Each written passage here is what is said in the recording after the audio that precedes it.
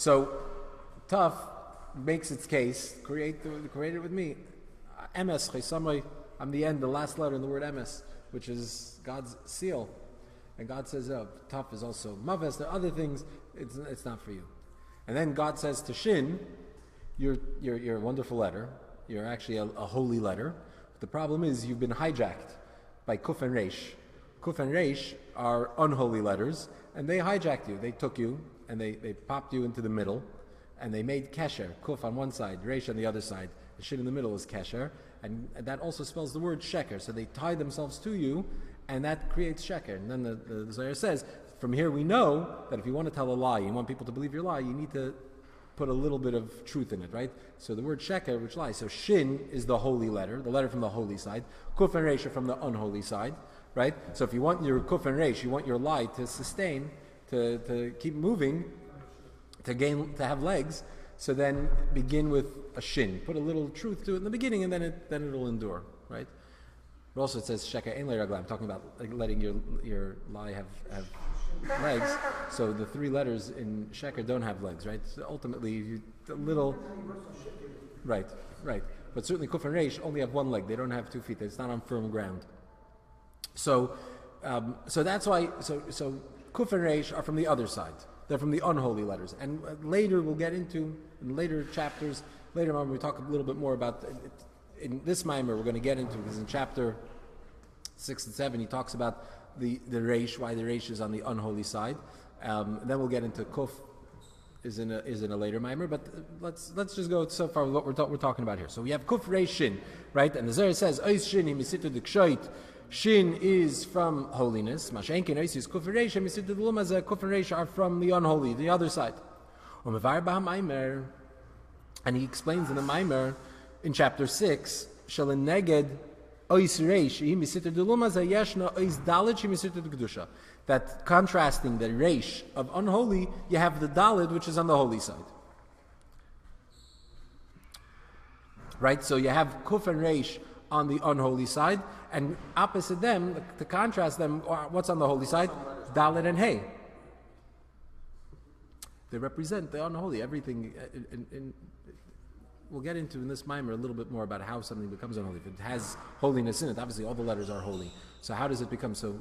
The unholiness is symbolized in these letters. So you have Dalit and Hey contrast the Reish and the Kuf, right? They look very similar with slight differences, which we're going to get into now in terms of the Dalit and the Reish. Okay. Now, Dalit and Reish are actually more similar than we even think, because they don't only look alike, but they even mean the same thing. Dalit and Reish both mean poor, destitute. They both show on poverty. Nevertheless, they're completely different. They're total opposites. They don't have much in common. So even though they look similar, even though their meaning kind of means the same thing, both mean poverty, yet they couldn't be further from each other. Obviously, one is Sitra Dikshait, holy, and the other one represents the unholy.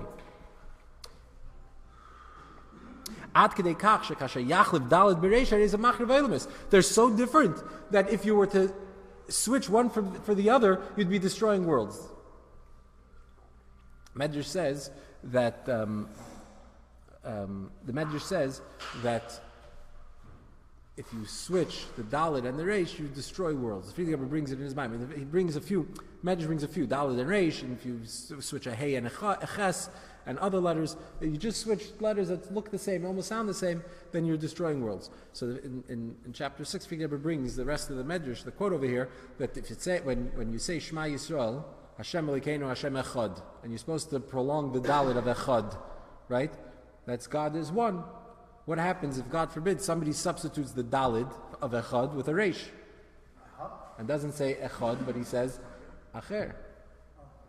Right? So it's Machar Veilim is it destroys worlds. Similarly, if you do the other way around, if you swap, is it still on? If you swap a Reish for a Dalid, the same thing. It says in the pasuk Leisishtachav Elakel Acher. Right? Don't bow to another god, to other gods, to idols, right? What happens if you read it echad God forbid, is Machrav Eilamis, you're destroying worlds. So Reish and Daled look the same, but they're so different to the extent that if we're to switch one or the other, is Machrav Eilamis, you're destroying worlds. They couldn't be farther from each other. Okay. So even though they look kind of the same, nevertheless he then continues, besides talking about the meaning. They mean the same thing, Dalos and Reishis. The word Dalid, the name of the letter Dalid means from the term Dal, right? Somebody who's needy. And Reish is somebody is poor, also a Rosh, right? Who's poor. So they have similar meanings, but they're different. And they look the same, right? But also, again, they're different. What's the difference in the way they look? Not just in their names, but also how they look. The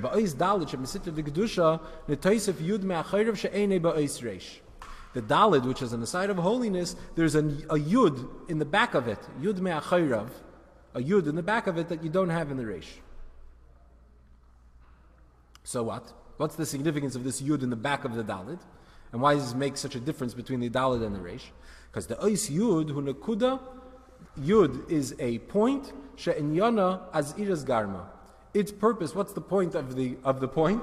Is as iras garma, it makes itself small. Yud represents self-nullification or minimization, right? Making himself smaller. That's az iras garma. She'ein lo yitfis makom b'nei atzmei. He doesn't consider himself as taking up any space. It's self-negating, a self-negating quality. Inyan ha-bittle. That's the idea of bittle. Through this idea of making yourself small, azir is garma, making yourself small, taking yourself and minimizing yourself. Bittle, nullification. Through that, you make yourself a vessel to be able to receive.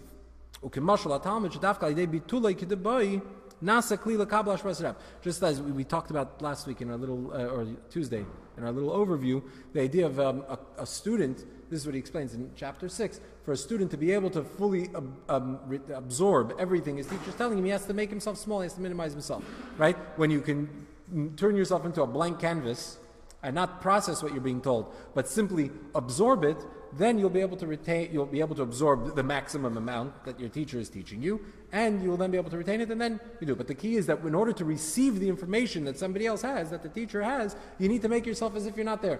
Completely minimize yourself. Everything you've known till now, get rid of it to be able to absorb it. It's similar in a way to Reb Zera, which also means small. Right? It says Reb Zera wanted to when he was making Aliyah, moving to Israel, he wanted to learn Torah. Torah in Eretz Yisrael is on a higher and a deeper level than it is in Galus and Bavel. And when he was making Aliyah from Bavel to Eretz Yisrael, it says he fasted to be able to forget, right, everything. So what does it mean? You're not allowed to forget, right? The Pirkei Avos says somebody who forgets is Maschayv Benafshe, if you intentionally forget. So what does that mean? It's the idea of making himself small, that he should, when he comes to Eretz Yisrael, should be like a clean slate. He should be able to absorb what it is without coming with his own baggage, without bringing his own Bavel mentality and perspective into learning, which will obstruct being able to properly absorb it, right? That's the idea of bittul.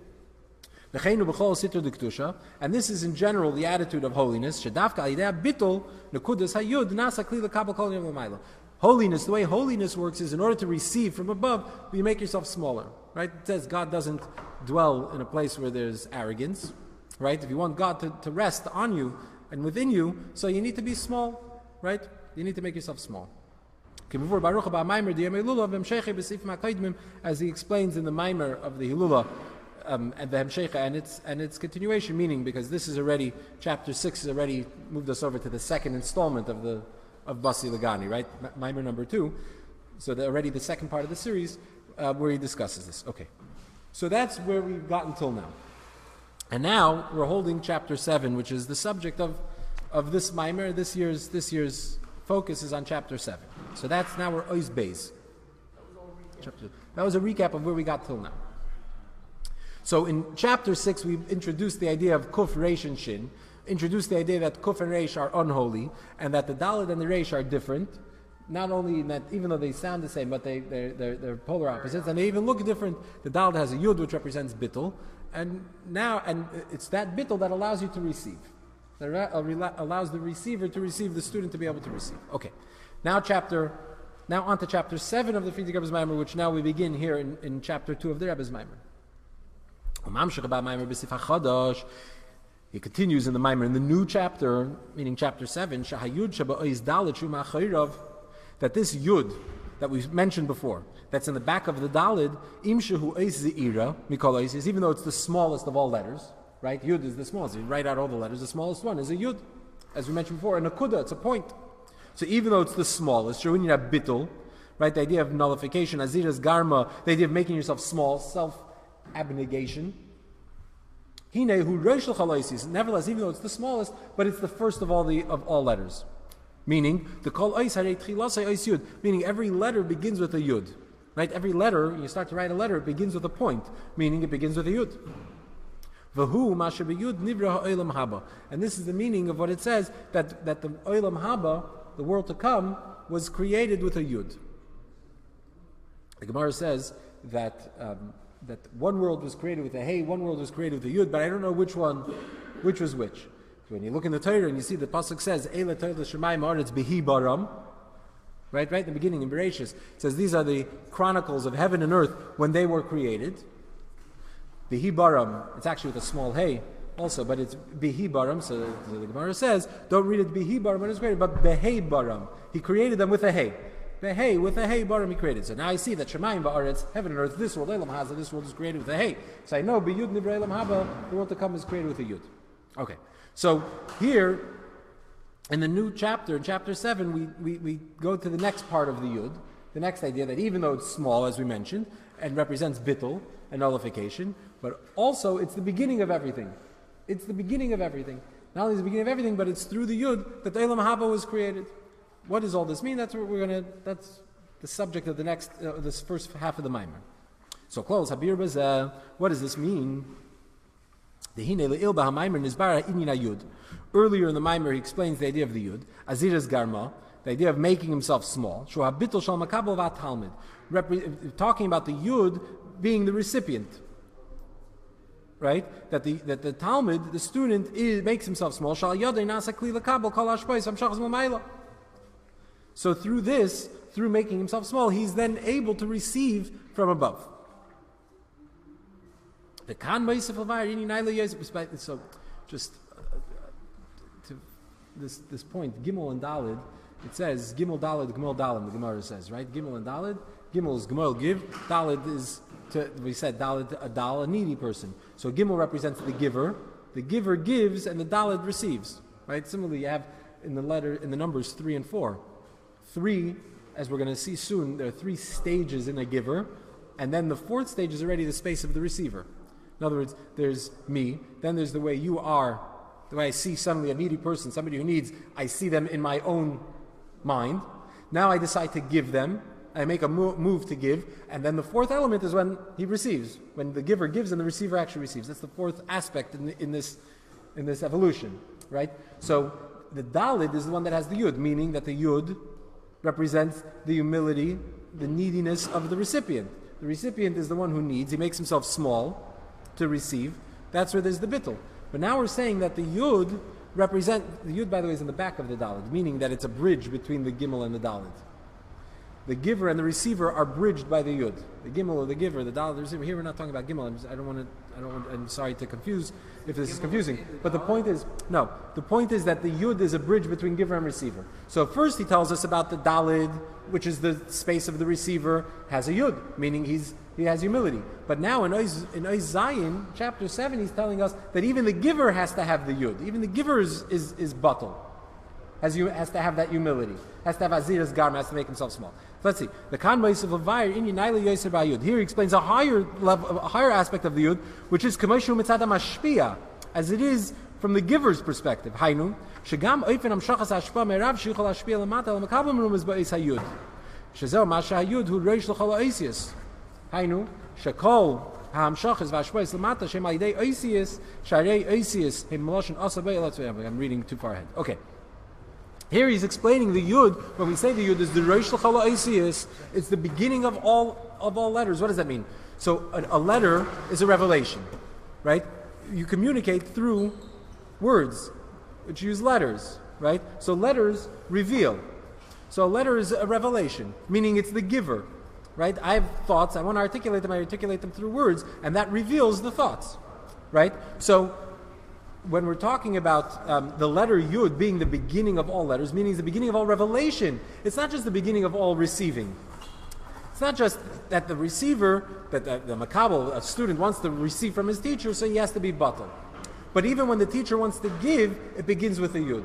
Even in the giver, even as the letter begins, that revelation begins, it begins with a Yud. It begins with that humility, right? So letters reveal. That's like it says, Asa Vaiker, right? The pasuk says, Asa Vaiker, morning is approaching, right?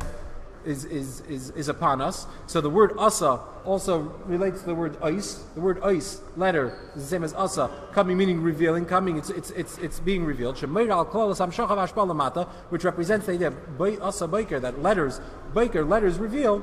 That's the idea that letters are part of the mashpia, the giver, bringing it down here. The beginning of giving is the letter yud.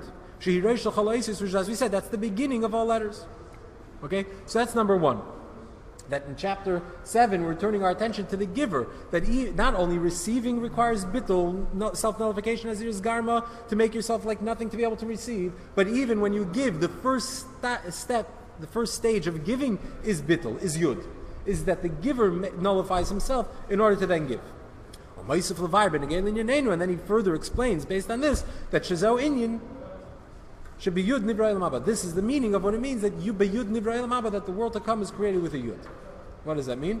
We'll get to it. So we need to understand, right, what this means. That any movement to give to somebody else begins with Bittul, right? And how does the fact that the world to come is created with a Yud, how does that help us understand this concept, right? The Rebbe says Yud is Reish L'Chalaisis and Yud Nivra Elam Haba. What does this mean? How does that explain it? So that's a lot for us to understand, and we'll continue that in Mitzvah Shem next week. Yeah.